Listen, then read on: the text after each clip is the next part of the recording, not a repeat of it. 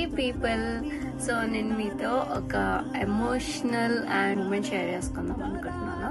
ఏంటంటే ప్రతి ఇయర్ నాకు బతుకమ్మ ఫెస్టివల్ అనేది ఎలా ఉంటుంది, దసరా అండ్ బతుకమ్మ ఫెస్టివల్ అనేది చాలా ఎమోషనల్ ఫెస్టివల్ నాకు. ఎందుకంటే తెలంగాణ వాళ్ళము తెలుసు కదా, ఆ ఫెస్టివల్ని చాలా గ్రాండ్గా సెలబ్రేట్, అది పెద్ద పండగ అది మనకి.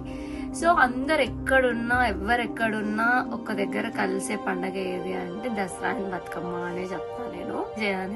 నాకు ఫస్ట్ ఏముంటదంటే దసరా పండుగ వస్తుంది, బతుకమ్మ పండుగ వస్తుందంటే బతుకమ్మకి ఏం డ్రెస్ వేసుకోవాలి, దసరాకి ఏం డ్రెస్ వేసుకోవాలి, ఇలాంటి ట్రెడిషనల్ డ్రెస్ వేసుకోవాలి అనే డైనమాలు ఉంటా తప్ప అసలు నేను ఇక్కడ వర్క్ చేసుకోవాలనే సెన్స్ లో ఉండను ఆఫీస్ లో ఉన్నా కూడా. సో నాకు కూడా ప్రతిసారి అట్లా ఉండి బ్రతుకుతే ఎక్సైట్మెంట్ అయ్యేది.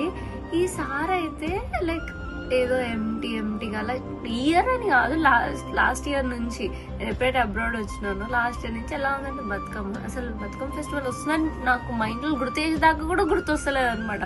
అంటే అలాంటి ప్లేస్ లో ఉంటున్నాం మనం. నేనని కాదు, ఇక్కడ ఉన్న వాళ్ళందరూ అంతే. ఎందుకంటే ఇక్కడ ఉండే ప్రెజర్కి, వర్క్ లైఫ్ కి అసలు పండుగలు ఎప్పుడు వస్తున్నాయి ఎప్పుడు పోతున్నాయి కూడా అర్థం కాదు. But it's an emotional thing కదా, ఇంటికి ఉన్నప్పుడు ఎలా ఉండదు, ఇక్కడ ఎలా ఉంటున్నాము. సో ఇలాంటి టైమ్స్ లోనే ఇంకా లైక్ ఇట్లా గుర్తొచ్చిన ఫెస్టివల్స్ గుర్తొచ్చినప్పుడే ఇంకా చాలా మెమరీస్ గుర్తొస్తాయి. లైక్ ఆ లాస్ట్ ఇయర్ అలా చేసాం కదా, ఆ ఇయర్ అలా చేసాం కదా, అంటే లైక్ చిన్న చిన్న థింగ్స్, ఫ్యామిలీతో ఉన్న స్వీట్ మూమెంట్స్ అన్నీ గుర్తొస్తాయి. బట్ ఓకే, ఇంకా తప్పదు కాబట్టి ఇంకా మనం అన్నిటినీ ఫేస్ చేసుకోవాలి. సో మీకు కూడా ఇలానే గుర్తొస్తే లైక్ ఏమన్నా మంచి స్వీట్ మెమొరీ మీకు గుర్తుంటే ఒకవేళ నాతో షేర్ చేసుకోవాలనిపిస్తే కమెంట్లో షేర్ చేయండి.